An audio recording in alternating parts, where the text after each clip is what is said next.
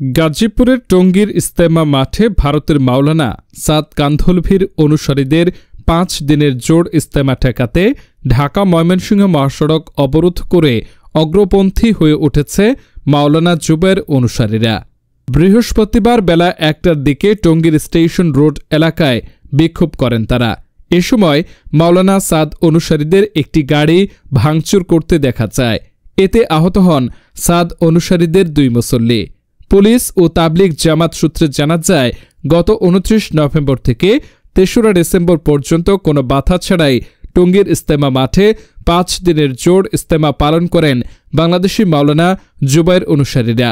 তাদের পর ইস্তেমা মাঠে ২০ ডিসেম্বর থেকে ৫ দিনের জোড় পালনের কথা ছিল মাওলানা সাদ কান্ধলভি অনুসারীদের, কিন্তু মাওলানা জুবায়ের অনুসারীরা মাওলানা সাদ অনুসারীদের ইস্তেমা মাঠে জোড় পালন করতে দেবেন না বলে জোরপূর্বক প্রভাব খাটিয়ে বিভিন্ন হুমকি দিয়ে যাচ্ছেন। এর মধ্যেই বৃহস্পতিবার মাওলানা সাদ অনুসারীরা ইস্তেমা মাঠে প্রবেশ করবেন এমন খবর ছড়িয়ে পড়লে মাওলানা সাদ অনুসারীদের ঠেকাতে বেলা ১টার দিকে টঙ্গীর স্টেশন রোড এলাকায় হামলা চালিয়ে গাড়ি ভাঙচুর ও আগুন ধরিয়ে দেওয়ার চেষ্টা করেন। এতে সাদ অনুসারীদের ২ মুসল্লি আহত হয়। শুরায়ে নিজামের এমন হত্যাযোগ্য হামলার নিন্দা জানান দেশের সাধারণ মানুষ।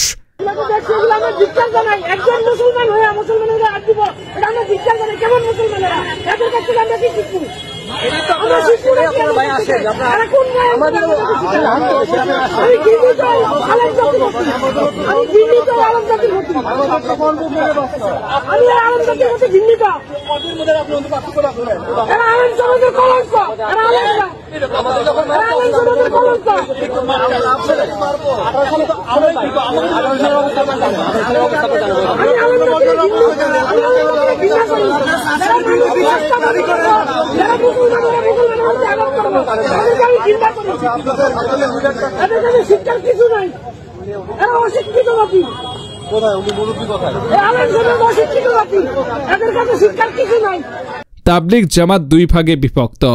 এক ভাগে ভারতের মাওলানা সাদ কান্ধলভির অনুসারী, অন্য ভাগে শুরায়ে নিজাম বা বাংলাদেশের মাওলানা জুবায়ের অনুসারীরা। তাদের মধ্যে বিবাদমান বিরুদ্ধে এবারও বিশ্ব ইস্তেমা অনুষ্ঠিত হবে আলাদাভাবে। প্রথম পর্বে ৩১ জানুয়ারি থেকে ২রা ফেব্রুয়ারি জুবায়ের অনুসারীরা ইস্তেমা করবেন। ৪ দিন বিরতি দিয়ে ৭ থেকে ৯ ফেব্রুয়ারি পর্যন্ত ইস্তেমা করবেন সাদ কান্ধলভির অনুসারীরা।